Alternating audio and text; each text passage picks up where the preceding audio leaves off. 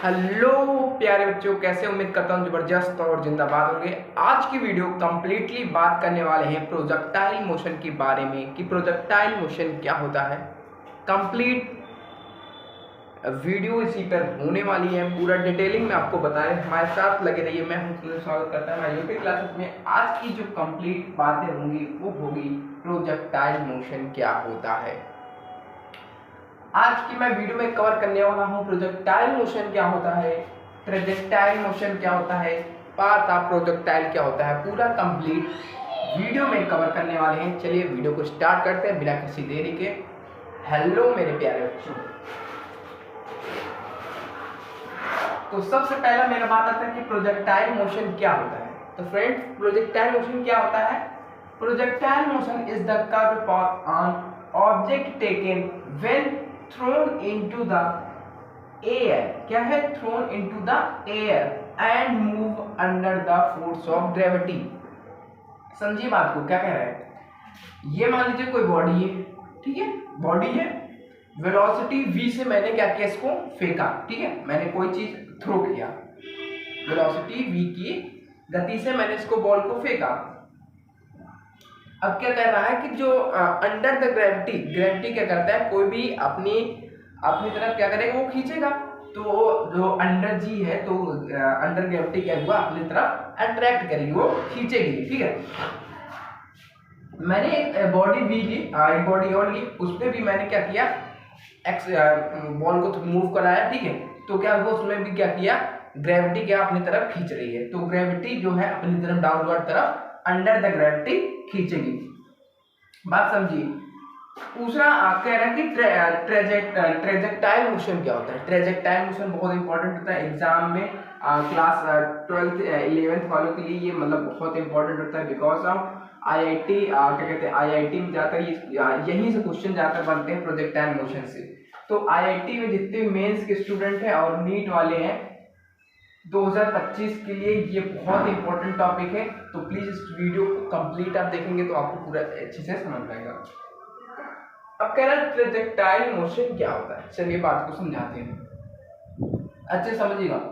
When a body is throne upward, ठीक है, जब कोई मान लीजिए बॉडी है, उसको क्या करते हैं, थ्रो कर रहे हैं, ठीक है, कहाँ, अपवर्ड की तरफ, in a direction different, direction क्या होना चाहिए, डिफरेंस होनी चाहिए, from the vertical, then it is acted upon by acceleration. क्या है, एक्सेलरेशन, ड्यू टू, ये ध्यान दीजिए, ड्यू टू ग्रेविटी, किसके कारण हो रहा है, due to gravity, move along a curve path. ये समझिए क्या हो रहा है, इसको कहते हैं कर्व पाथ। क्या बोलते हैं इसको, कर्व पाथ बोलते हैं, ठीक है, इन द वर्टिकल प्लेन, किसमें, वर्टिकल प्लेन में। बात समझिए। ये है हमारा कोई v1 है, ठीक है, v1 है, ठीक है, कोई बॉडी है, v1 एक्सीलरेट कर रही है, ठीक है। ये हमारा v2 है, ठीक है, और ये एक लाइन को मिला रहा है, वो क्या हमारा चेंज इन वेलोसिटी बताएगा। क्या बताएगा, चेंज इन वेलोसिटी। तो चेंज इन वेलोसिटी क्या होगा, v2 माइनस v1, क्या होगा, v2 माइनस v1। और अच्छे से समझिए कि ट्रेजेक्टाइल मोशन होता क्या है। मान लीजिए ये कोई पाथ है, ठीक है, कोई पाथ है, इसमें क्या होता है कि कह रहा है कि वर्टिकल प्लेन, ठीक है, कर्व शेप, तो मतलब कोई इस प्रकार से मैंने, मान लीजिए यहाँ पे बॉल है, ठीक है, बॉल को मैंने मारा तो इसी प्रकार से जाएगी, ठीक है। तो इसमें क्या हो रहा है कि मेरा एक्सेलरेशन भी हो रहा है, ठीक है, और क्या करेगा, ये जो ग्रेविटी होगी, ग्रेविटी क्या करेगी, आप नीचे की तरफ क्या करेगा, डाउनवर्ड की तरफ वो खींचेगी, ठीक है, क्या करती है, नीचे तरफ खींचती है, ड्यू टू ग्रेविटी के कारण। ग्रेविटी के कारण क्या करती है, वो आपस में फोर्स ऑफ ग्रेविटी, जो फोर्स ऑफ ग्रेविटी तो वो आपस नीचे की तरफ क्या करेगी, डाउनवर्ड की तरफ खींचेगी। जाहिर सी बात है, कोई भी चीज हम वस्तु को, बॉडी को फेंकते हैं तो क्या करते हैं, वो ग्रेविटी के कारण क्या करती है, जमीन पर गिर जाती है। चलिए इसको डिटेलिंग फुल डायग्राम के साथ बताते हैं। थोड़ा सा इसको नोट डाउन करिए आप लोग, उसके बाद मैं डायग्राम के माध्यम से आपको क्लियर समझाता हूँ। ये नोट डाउन कर लिए तो इसको थोड़ा हम रख करते हैं अच्छे से, फिर आपको मैं डायग्राम के माध्यम से समझाते हैं दोस्तों। चलिए स्टार्ट करते हैं पाथ ऑफ प्रोजेक्टाइल से। पाथ ऑफ प्रोजेक्टाइल के बारे में आपको कंप्लीटली बताते हैं। जैसा कि आप सबने पढ़ा कि प्रोजेक्टाइल और ट्रेजेक्टरी मोशन क्या होता है। तो वैसे क्या होता है, पाथ ऑफ प्रोजेक्टाइल मतलब पाथ, जो प्रोजेक्टाइल की पाथ होती है क्या, जिस पे चलती है, किस प्रकार से पूरा कंप्लीटली आपको बताएंगे। देखिए कोई भी चीज होती है वो एक्स एक्सिस और वाई एक्सिस में बिलोंग करती है। ये हमारा हो गया वाई एक्सिस, ये हो गया हमारा एक्स एक्सिस, ठीक है। पाथ ऑफ प्रोजेक्टाइल क्या कहता है, मान लीजिए कोई बॉडी यहाँ पे है, ठीक है, ये बॉडी क्या कहती है कर्व शेप में है, ठीक है। मैंने कोई मान लीजिए आप फुटबॉल खेलते हैं, जब आप फुटबॉल को किक करते हैं, क्या करते हैं, जब फुटबॉल को मान लीजिए यहाँ फुटबॉल को जब आप यहाँ किक करते हैं तो क्या करते हैं, वो कुछ इस प्रकार से जाता है, क्या एक पाथ ऑफ प्रोजेक्टाइल के काम करता है वो। जैसे मान लीजिए यहाँ पे फुटबॉल रखा है, ठीक है, मैंने यहाँ से किक किया तो कुछ इस प्रकार से जाता है, वो कर्व शेप में जाता है, किस प्रकार से, उसको कहते हैं पाथ ऑफ प्रोजेक्टाइल, समझिएगा। ये मेरा हो गया यू आई और ये वाला हो गया हमारा यू एक्स, ठीक है। यू क्या है हमारा, यू है हमारा वेलोसिटी, क्या है, यू हॉरिजॉन्टली वेलोसिटी, ठीक है। तो अब ये हमारा हो गया एच, ये मतलब दे दिया कि इतना हाइट है, ठीक है दोस्तों। अब देखिए क्या बात यहाँ समझिएगा कि जो ये पाथ प्रोजेक्टाइल मतलब हर जगह, मतलब मैंने यहाँ पे चेक किया और यहाँ पर भी किया, ये क्या हुआ मतलब अपवर्ड, जब मतलब प्रोजेक्टाइल मोशन क्या हुआ, अपवर्ड कर रहा था, यहाँ पे क्या हुआ, इसका मैक्सिमम पॉइंट क्या हुआ, यहाँ पे पी पे क्या हुआ, मैक्सिमम, ठीक है, यहाँ पी पे क्या हुआ, मैक्सिमम ऊंचाई पे गई, ठीक है, हाइट है वो सबसे ऊंची हुई, मैक्सिमम पी पे हुआ। उसके बाद क्या हुआ, डाउनफॉल होने लगा, क्या हुआ, डाउनफॉल होने लगा। देखिए जब ऊपर की तरफ जाती है तो क्या होता है, ये हमारा हो गया हमारा यू वाई और नीचे की तरफ क्या हो गया हमारा यू एक्स। इसमें जो थीटा, ये आप देख सकते हैं थीटा दिख रहा होगा, वो हमारा एंगल थीटा है, कितना है, एंगल थीटा है दोस्तों, ध्यान से समझिएगा, आप बहुत ही अच्छे से आपको समझा रहे हैं तो घबराइएगा नहीं बिल्कुल। फिर उसके बाद में यहाँ पे आया मैक्सिमम हुआ, ठीक, तो वेलोसिटी क्या हुआ, मतलब ये हमारी जो वेलोसिटी जानी चाहिए इधर से जाना चाहिए, पर क्या वो कर्व शेप्ड है, तो क्या हुआ, बॉल क्या हुआ, इस प्रकार से नीचे गिरना स्टार्ट हुआ, ठीक है।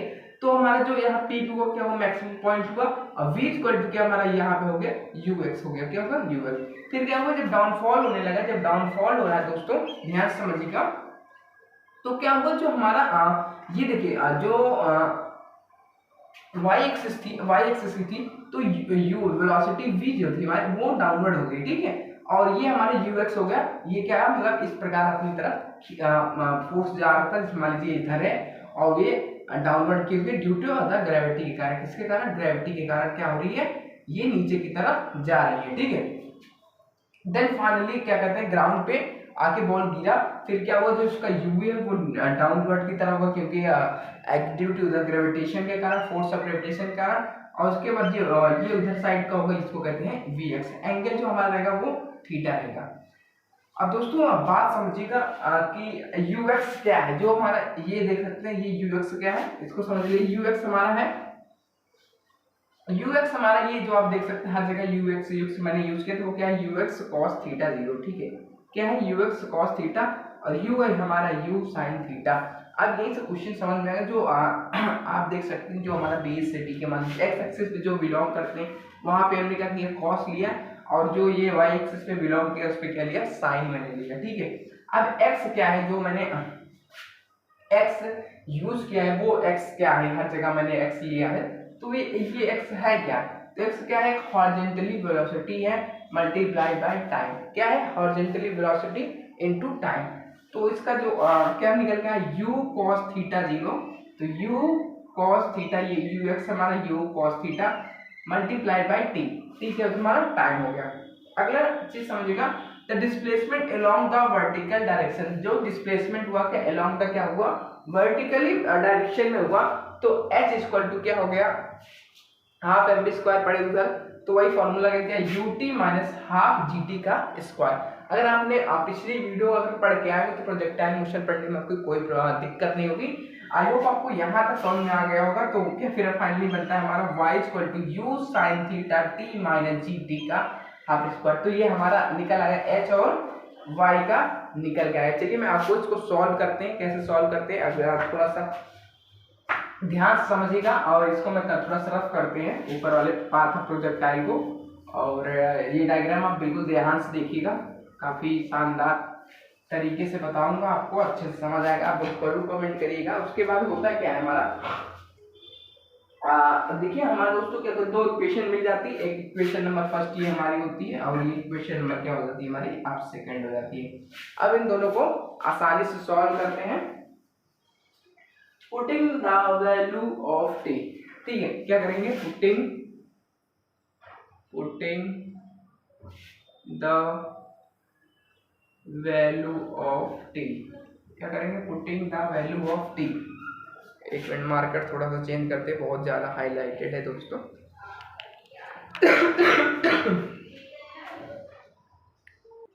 समझिएगा जो मैंने putting the value of t, t equal to क्या रखा, एक्स अपॉन में क्या u cos theta from equation first in equation second. तो ये हमारा इक्वेशन फर्स्ट था, ये सेकंड था, ठीक है। इक्वेशन में मैंने जो वैल्यू थी उसको पुट कर दिया, तो y इक्वल टू क्या हो गया, u sin थीटा, ठीक है, u sin थीटा ब्रैकेट में x u cos थीटा 0, ठीक है, माइनस हाफ gt का स्क्वायर था, तो t की जगह क्या मैंने रख दिया x u cos थीटा। तो जो t की वैल्यू थी, t की जगह मैंने ये t की जगह क्या रख दिया, x u cos थीटा का स्क्वायर, ठीक है दोस्तों। उसके बाद यहाँ से देखिएगा, उसके बाद क्या हो गया y साइन अपॉन कॉस क्या होता है, tan होता है, तो ये tan थीटा हो गया, x माइनस हाफ g इसका होल स्क्वायर ओपन हो गया, तो क्या ये u का स्क्वायर, ठीक है, x का स्क्वायर cos का स्क्वायर थीटा, ठीक है। यहाँ तक आप आई होप आपको समझ में आ गए होंगे। ये मैंने जो आप ये x देख रहे हैं, ये t की जगह मैंने क्या कर दिया, वैल्यू पुट किया, t की जगह क्या कर दिया u cos थीटा पुट कर दिया, ठीक है। आई होप आपको ये चीज समझ आ गई होगी। प्रोजेक्टाइल मोशन का जो फॉर्मूला ये निकल के आया, ये आप लोग नोट डाउन करिएगा, ये है। चलिए आई होप आपको समझ में आ गया होगा। तो कुछ term relation of projectile of motion के बारे में बताएंगे, उसके कुछ नियमों को आपको फॉलो करना पड़ेगा। तो चलिए इसको रफ करते हैं, वहाँ की ओर चलते हैं। एक बार स्क्रीनशॉट लेना चाहे तो ले सकते हैं आप लोग। चलिए स्टार्ट करते हैं।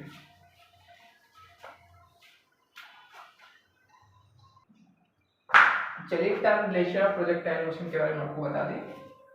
जो पहला है हमारा flight time of projectile, flight time of projectile जो आने की जो इक्वेशन होती है वो t इक्वल टू कहते हैं u sin theta upon g, ठीक है।